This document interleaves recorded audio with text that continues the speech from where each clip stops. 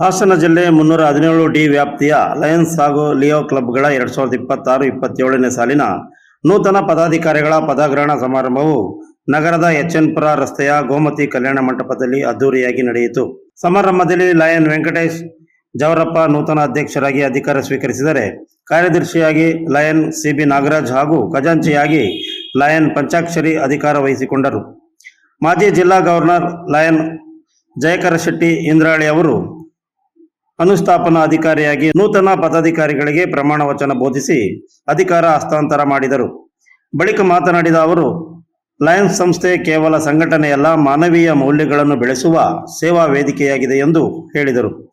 ಮನುಷ್ಯನ ಜೀವನದಲ್ಲಿ ಕಷ್ಟದಲ್ಲಿರುವವರ ನೋವನ್ನು ಅರಿತು ಸೇವೆ ಮಾಡುವ ಅವಕಾಶ ಅತ್ಯಂತ ದೊಡ್ಡದು.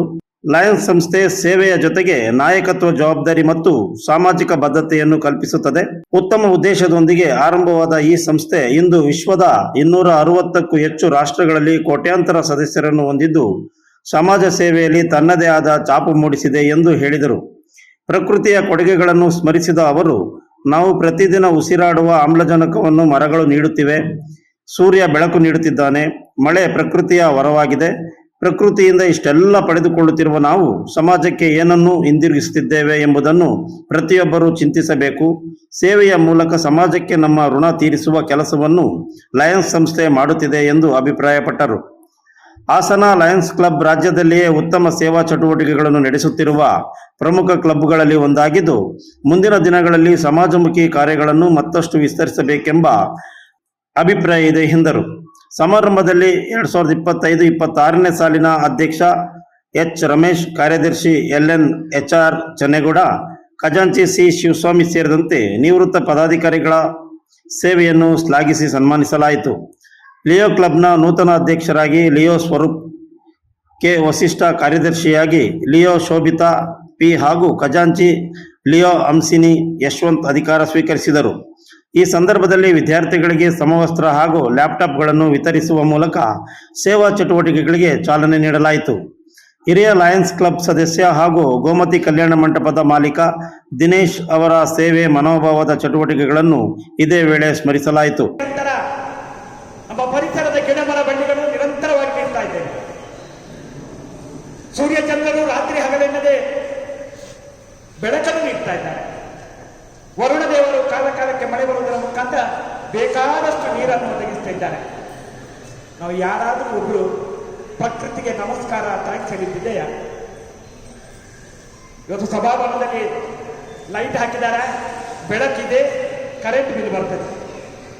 ಟ್ಯಾಪ್ ಚಾರ್ಜ್ ಮಾಡಿದರೆ ನೀರು ಬರ್ತದೆ, ನೀರಿನ ಬಿಲ್ ಬರ್ತದೆ. ವೈದ್ಯರು ಇರ್ಬೋದು, ಬೇಸರ ಮಾಡಬೇಡಿ. 1 ಸಿಲಿಂಡರ್ ಆಕ್ಸಿಜನ್ ಆಸ್ಪತ್ರೆಯಲ್ಲಿ ಕೊಟ್ಟರೆ ಕನಿಷ್ಠ 5,000 ರೂಪಾಯಿ ಬಿಲ್ ಕನಿಷ್ಠ ಬರ್ತದೆ.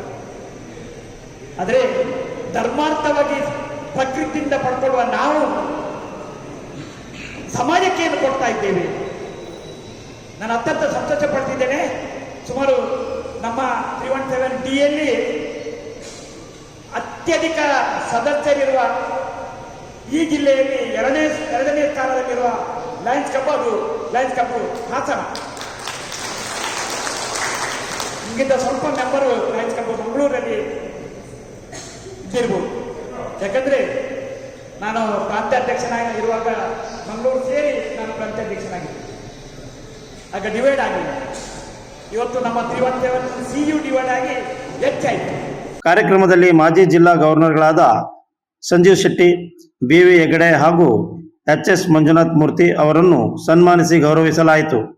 ಇದೇ ವೇಳೆ ಲಯನ್ಸ್ ಜಿಲ್ಲಾ ಅಂಬಾಸಿಡರ್ ಅಶೋಕ್ ಕುಮಾರ್, ಜಿಲ್ಲಾ ಮುಖ್ಯ ಸಂಯೋಜಕ HR ಚಂದ್ರೇಗೌಡ, ಪ್ರಾಂತೀಯ ಅಧ್ಯಕ್ಷ HK Nagesh, second century ambassador KR Mallesh Gowda, Leo Gunashree, CK Leo Nolali Gowda, Leo HN Medini ಸೇರಿದಂತೆ ಲಯನ್ಸ್ ಮತ್ತು ಲಿಯೋ ಕ್ಲಬ್ನ ಪದಾಧಿಕಾರಿಗಳು, ಸದಸ್ಯರು ಈ ಸಂದರ್ಭದಲ್ಲಿ ಹಾಜರಿದ್ದರು.